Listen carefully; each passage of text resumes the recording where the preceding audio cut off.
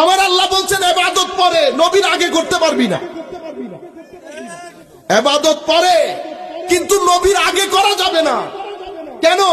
কারণ আল্লাহ তাওহীদ ও তাওহীদ পরে, আগে রিসালাত। এটা চাবি তাওহীদে, আগে চাবিরে রাজি কর, আগে চাবিকে রাজি।